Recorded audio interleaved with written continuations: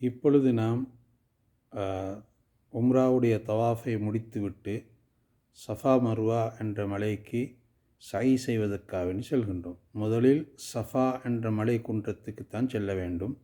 அதில் மலையில் ஏறி அந்த இடத்தில் மலை ஏறியதாகவே இருக்கின்றது. டைல்ஸ் பிடித்த இடங்களும் மலை தான் முன்னால். அதனால் அந்த இடத்தில் நின்று காபாவை முன்னோக்கி இன்ன ஸஃபா வல் மர்வத மின் ஷஆயிரில்லாஹ் ஃபமன் ஹஜ்ஜல் பைத வஅதமர ஃபலா ஜுனாஹ அலைஹி அன் யத்தவஃப பிஹிமா வமன் தத்தவ்வா கைரன் ஃபைன்னல்லாஹ ஷாக்கிருன் அலீம் என்று ஓதி அல்லாஹ் இடத்தில் துவாக்களை கேட்டு சையை ஆரம்பிப்பதற்கான நியத்தை வைத்தவர்களாக சையை சஃபாவிலிருந்து ஆரம்பிக்க வேண்டும். சஃபாவிலிருந்து மர்வா வரைக்கும் செல்வது ஒரு சுற்றாக இருக்கின்றது. அதே போன்று மர்வாவிலிருந்து சஃபாவுக்கு வருவது 2, இப்படியாக 7 தடவை செல்ல வேண்டும். சஃபாவிலிருந்து மர்வாவுக்கு சென்றால் 1, மர்வாவிலிருந்து சஃபாவுக்கு வந்தால் 2. இதனால் சஃபா ஆரம்பம், மர்வா முடிவாக இருக்கும். இதுக்கிடையில் நாம் செல்லக்கூடிய நேரத்தில் 2 இடைப்பட்ட இடங்களில் பச்சை நிற லைட்டுகள் இருக்கும். அந்த இடத்தில் ஆண்களுக்கு கொஞ்சம் மெதுவாக ஓடுவது சுன்னத்தாகும். பெண்கள் சாதாரணமாக நடந்து செல்லலாம்.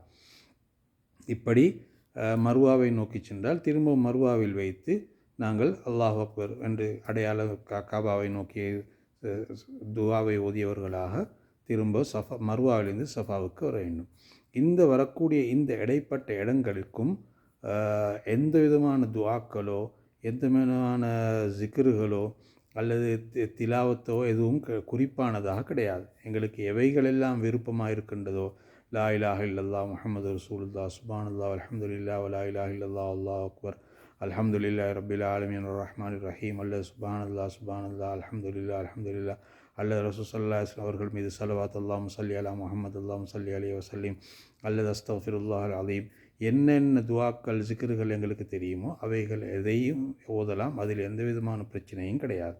ஆகவே இந்த சையை சஃபாவிலிருந்து ஆரம்பித்து மர்வாவில் முடிக்கக்கூடிய இந்த சையை 7 தடவை செய்து முடித்ததன் பின்னால் அவர்கள் என்ன செய்ய வேண்டும் என்று சொன்னால், துவா கேட்டு தன்னுடைய கடமையை நிறைவேற்றுவதற்கு கடைசி கட்டமாக முடிகளை களைந்து கொள்வது. ஆண்களாக இருந்தால் முழுமையாக முடியை களைத்து கொள்வது மிகவும் ஏற்றமானது, சுன்னத்தானது.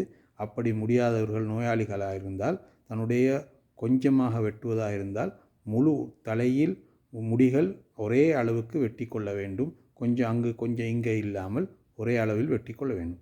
பெண்கள் மாத்திரம் அவர்களுக்கு தன்னுடைய முடியில் கீழ்ப்பகுதியில் இந்த பாதி விரல் வரைக்கும் உள்ள அளவுக்கு அல்லது கால் விரல் வரைக்கும் உள்ள அளவுக்கு என்ன செய்வதும் கீழால் அவர்கள் முடிகளை வெட்டி கொண்டால் அவர்களுடைய கடமை முடிவடைந்து விடுகின்றது. எனவே உம்ராவை தவாஃப் மிக முக்கியமானது. தவாஃபை முடித்து கொண்டோம்.